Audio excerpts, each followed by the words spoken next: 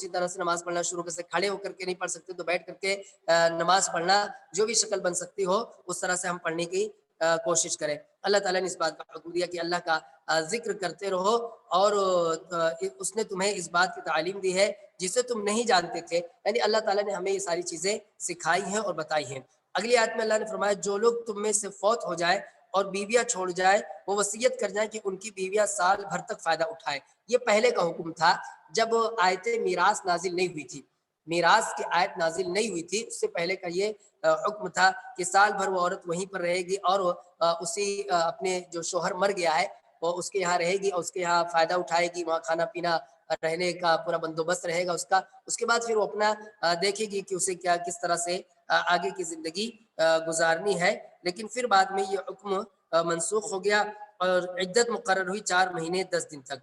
उसके बाद बीवी का बाकायदा वरासत में हिस्सा मुकर्रर किया गया कि इतना तुम्हारा हिस्सा है, और उसको बाकायदा हिस्सा मिलने लगा कि जिससे उसकी ज़िंदगी आगे की तरफ आसान हो जाए। लेकिन बदकिस्मती से लोग इस पर भी अमल नहीं करते हैं, और अगर बाप का इंतकाल हो जाए तो बच्चे आपस में तो जायदाद बांट लेते हैं, लेकिन अपनी माँ का हिस्सा वो नहीं देते, जबकि 1/8 ये माँ का हिस्सा होता है। यानी अगर 8 लाख रुपया कोई आदमी छोड़ गया है तो 8वां हिस्सा यानी 1 लाख रुपया ये किसका बन गया? ये उसकी बीवी का बनता है। 1 लाख रुपया उसकी बीवी का बनता है, जो उसको अलग से दिया जाएगा। बाकी 7 लाख में फिर बच्चे आपस में डिवाइड करेंगे कि कितने बच्चे हैं, वो किसको कितना मिलना है। तो ये भी एक मसला है कि औरतों पर जुल्म की एक शक्ल ये पाई जाती है कि उन्हें माल का मालिक नहीं बनाया जाता। यहाँ तक कि कुछ लोग जो महर में दिए रहते हैं वो भी अपने पास ही रखते हैं। महर में जो पैसा देते हैं, जो रुपया देते हैं, जो ज़ेवरात देते हैं, वो भी अपने पास रखते हैं, ज़रूरत पड़ती है उसे बेच डालते हैं, और उसमें अगर औरत कुछ कहे तो उसको एक तरह से बेअदबी समझते हैं, उसको बदअखलाक़ी समझते हैं। तो ये भी ठीक और दुरुस्त नहीं है, इसमें भी हमें औरतों को खुद कफ़ील बनाना चाहिए, उन्हें उसका हक़ देना चाहिए। तो अल्लाह ताला ने फरमाया उन्हें कोई ना निकाले, हाँ अगर वो खुद निकल जाए तो तुम पर इसमें कोई गुनाह नहीं है, जो अपने लिए अच्छाई से करे, अल्लाह गालिब और हकीम है। ये पहले का हुक्म था कि उसे साल भर वहाँ रहने दिया जाए और उसे कोई निकालेगा नहीं, वो खुद से अगर कहीं चली जाती है तो बात अलग है।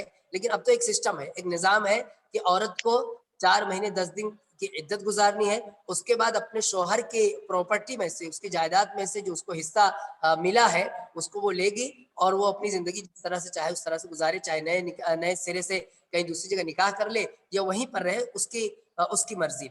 आगे अल्लाह ने फरमाया, तलाक वालियों को अच्छी तरह फ़ायदा देना परहेज़गारों पर लाज़िम है। यानी जिसको तलाक दी जाए तो वो दुश्मन नहीं बन जाती, वो औरत दुश्मन नहीं बन जाती कि उसके साथ बुरा सलूक किया जाए और उसको सताया जाए, परेशान किया जाए, बल्कि तलाक दे दी है तो भी उसके साथ अच्छा बर्ताव करते हुए उससे जुदाई इख्तियार करना है। अगर उसका खर्चा अपने ऊपर ज़रूरी होता है तो खर्चा उठाना है। ज़रूरी कैसे होता है खर्चा उठाना? देखिए, कभी कुछ लोग ऐसी हालत में तलाक देते हैं कि औरत हमल से होती है, पेट से होती है, प्रेग्नेंट होती है, तो अब उसके पेट में जो बच्चा पल रहा है, उसका खर्चा कौन उठाएगा?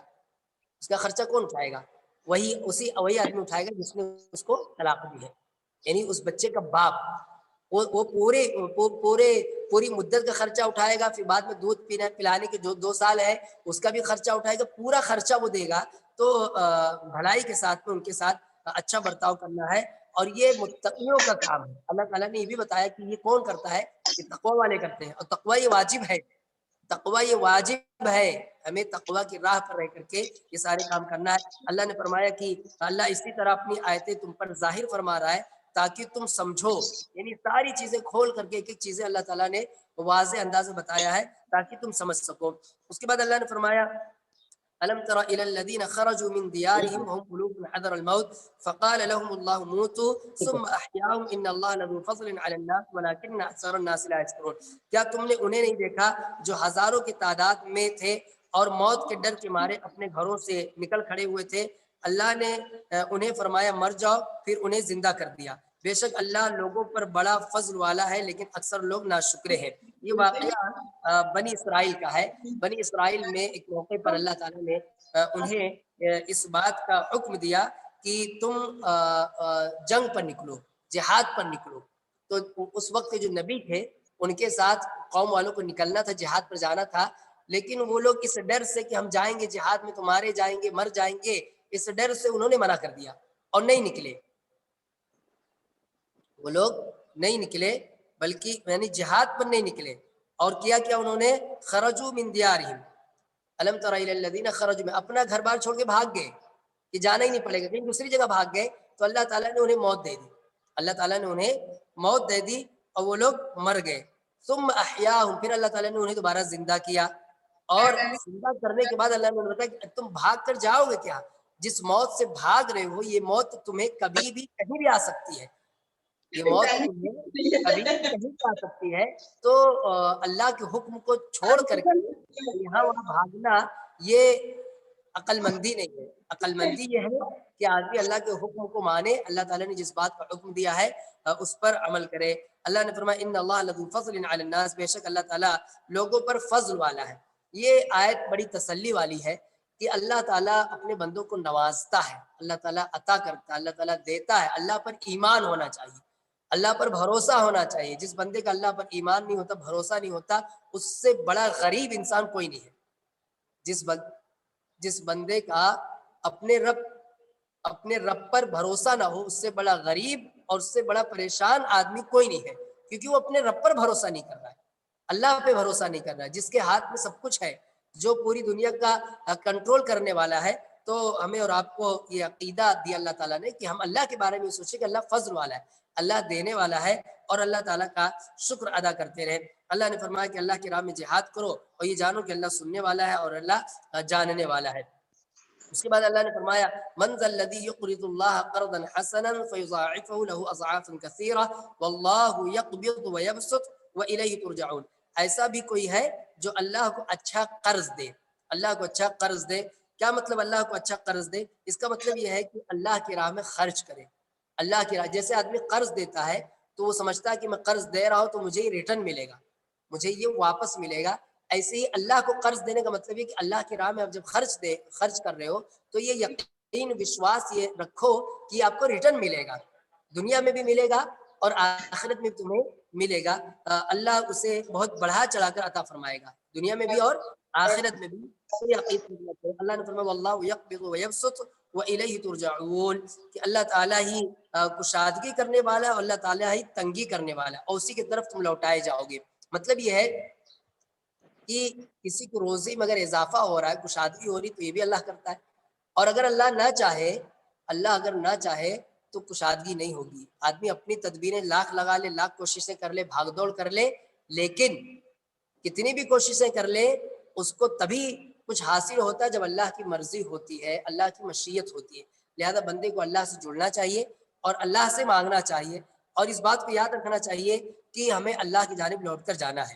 اگلی آیت میں اللہ نے فرمایا الم تر الی الملأ من بنی اسرائیل من بعد موسیٰ اذ قالوا لنبی لهم ابعث لنا ملكا نقاتل في سبيل الله قال هل عسيتم ان كتب عليكم القتال الا تقاتلوا قالوا وما لنا الا نقاتل في سبيل الله وقد اخرجنا من ديارنا وابنائنا فلما كتب عليهم القتال تولوا الا قليلا منهم والله عليم بالظالمين. اس آیت میں ایک واقعہ ہے. واقعہ یہ ہے کہ کچھ لوگ بنی اسرائیل کے کچھ لوگ اپنے نبی کے پاس آتے اور کہتے کہ ایسا ہے کہ ایک بادشاہ مقرر کیجئے جس کی بادشاہت میں رہ کر کے ہم لوگ اللہ کی راہ میں جہاد کریں, اللہ کی راہ میں ہم لوگ دشمنوں سے لڑیں. تو وہ نبی کہتے کہ ایسا تو نہیں ہوگا کہ جب تم پر جہاد فرض ہو جائے تو اس کے بعد تم بھاگ جاؤ. تو انہوں نے کہا کہ نہیں, ایسا کیوں ہوگا کہ ہم اللہ کی راہ میں قتال نہ کریں, جبکہ ہم پہ تو ظلم بھی کیا گیا, ہمیں ہمارے گھروں سے نکالا گیا ہے, ہمارے باپ دادا سے الگ کیا گیا ہے, تو ہم ایسا ضرور کریں گے. لیکن جو اندیشہ تھا نبی کو وہی ہوا, جب ان پہ جہاد فرض ہو گیا تو وہ الٹے پاؤں لوگ بھاگ کھڑے ہوئے, بجائے اس کے کہ دشمن کا مقابلہ کرتے وہاں سے وہ بھاگنے لگے. تو اللہ نے فرمایا واللہ علیم بالظالمین, کہ اللہ تعالیٰ ظالم کو, ظلم کرنے والوں کو اچھی طرح سے جاننے والا ہے. اس کے بعد اگلی آیت میں وقال لهم نبيهم ان الله قد بعث لكم طالوت ملكا قالوا ان يكون له الملك علينا ونحن احق بالملك منه ولم يؤت سعة من المال قال ان الله اصطفاه عليكم وزاده بسطة في العلم والجسم والله يؤتي ملكه من يشاء والله واسع عليم. اس آیت کا خلاصہ ذکر کروں کہ ان لوگوں کا مطالبہ تھا کہ کوئی بادشاہ بناؤ.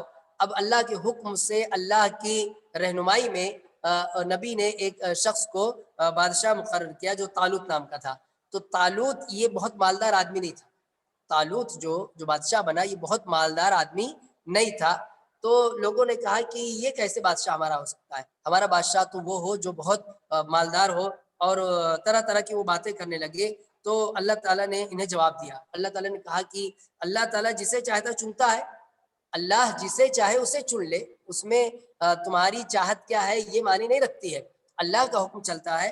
और इन्न अल्लाह अस्तफ़ाहु अलैकुम वज़ादहु बसतन फिल इल्म वल जिस्म, कि अल्लाह ने इन्हें तुम्हारे ऊपर बादशाह बनाया है, और ये इल्म वाले हैं और जिस्मानी कुव्वत वाले हैं। बादशाह होने के लिए जो दो चीज़ें बुनियादी होती कि आदमी एक तो बाहिम्मत हो, जरी हो, हिम्मत वाला हो, ताकत वाला हो, और नॉलेजफुल आदमी हो, जानकारी वाला हो, इल्म हो।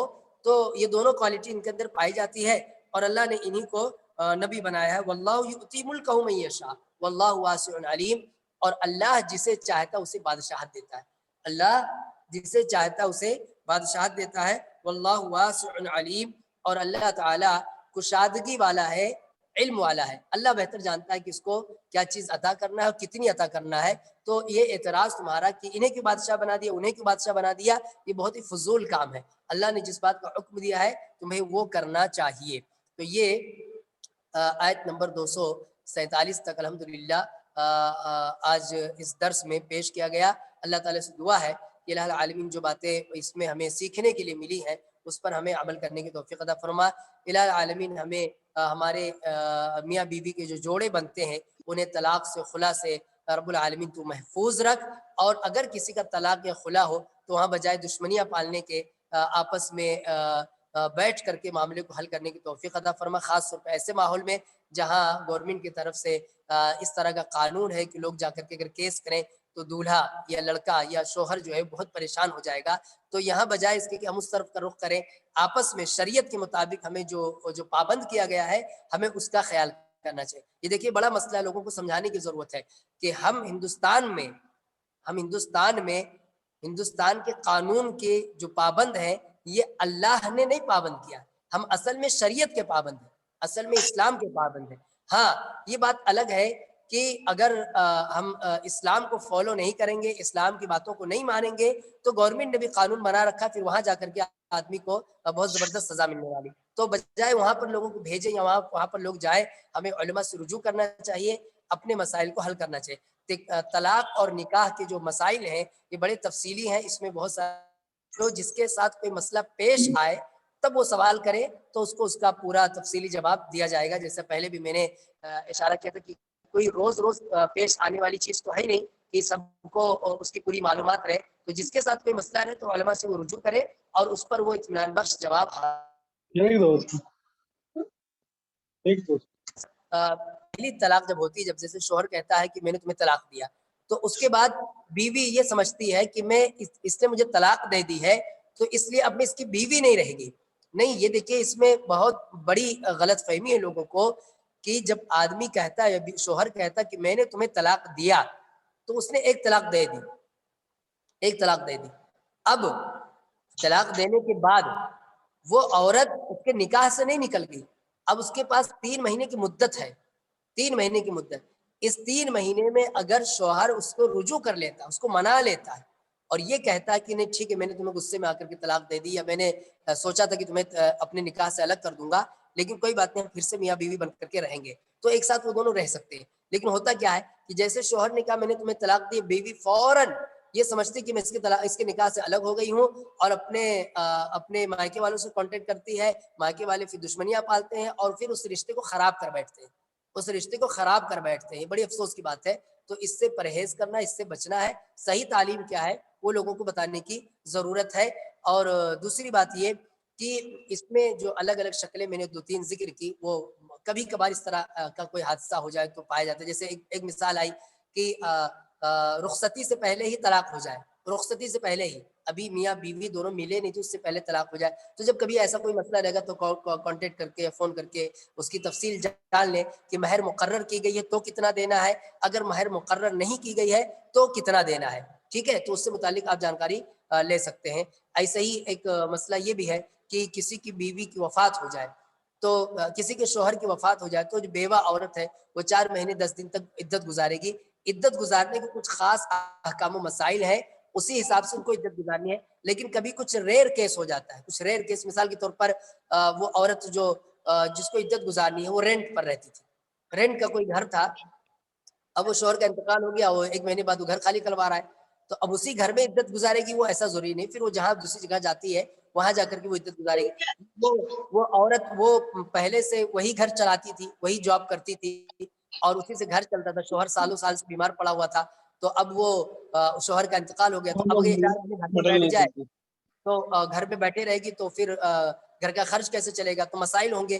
تو ایسی جاب جس کی کرنے کی شریعت میں پہلے سے اجازت رہی ہو، پہلے سے اجازت رہی اس جاب کے کرنے کی، پردے کے ساتھ، پورے اہتمام کے ساتھ، تو بعض علماء نے اس کی شرائط کے ساتھ میں اس کی رخصت دی، اس کی اجازت دی ہے. تو اس طرح کا کوئی مسئلہ رہے تو سوال کر کے اس کی ڈیٹیل، اس کی تفصیل آپ لوگ جان لیں. ایسے آج کے درس میں ہم نے نماز عصر کی خاص طور پر فضیلت دیکھی کہ اللہ تعالیٰ نے اس کا خاص طور پر حکم دیا ہے کہ نماز عصر کی پابندی کریں. تمام نمازوں کی پابندی کرنی ہے لیکن خاص طور پہ نماز عصر کی. اللہ تعالیٰ سے دعا ہے کہ الہ العالمین ہمیں اس کتاب سے، قرآن مجید سے جو باتیں ہم نے سیکھی ہیں، الہ العالمین ہمیں اس پر عمل کرنے کی توفیق عطا فرما. آمین تقبل یا رب العالمین. السلام علیکم ورحمۃ اللہ وبرکاتہ.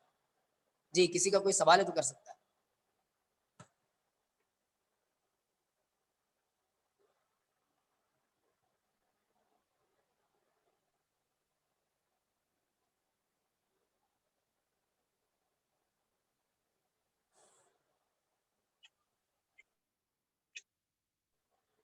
نہیں یہ سوال تو بتا دیں، کوئٹ کر دیں.